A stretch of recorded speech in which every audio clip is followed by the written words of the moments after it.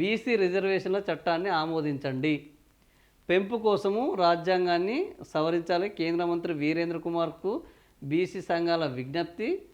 BC బిల్లుపై ప్రధానితో చర్చించేంత స్థాయిలో ఉన్నారా ఏది బీజేపీ కూటమి మంత్రులు?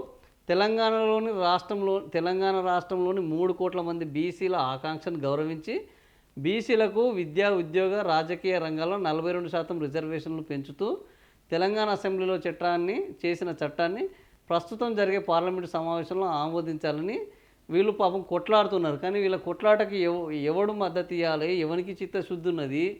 ఎవరికి బీసీల మీద ప్రేమ ఉన్నది? అందరికీ రాజకీయం తప్ప.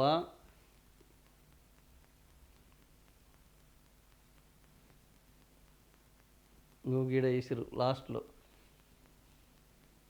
ఎంపీ వద్దిరాజు వీళ్ళు చట్టబద్ధత కల్పించాలి. జాజుల శ్రీనివాస్ గౌడ్ పాపం పోరాడుతున్నాడు కానీ ఏమవుతుంది? విద్యా, ఉద్యోగ, రాజకీయ రంగాల్లో 42% రిజర్వేషన్లు బిల్లుకు మద్దతు ఇవ్వండి. వద్దిరాజు కూడా కోరాడు. ప్రధానితో చర్చిస్తానని వీరేంద్ర కుమార్ చెప్పారట.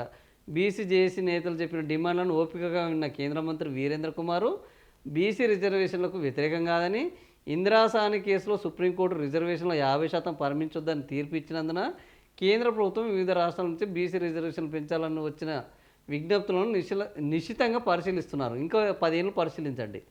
బీసీ రిజర్వేషన్ అంశాన్ని త్వరలోనే ప్రధాని నరేంద్ర మోడీతో చర్చిస్తాను. సో కేంద్ర మంత్రిని కలిసిన వారిలో వీళ్ళందరూ ఉన్నారు. వెరీ గుడ్, మంచి పని చేశారు.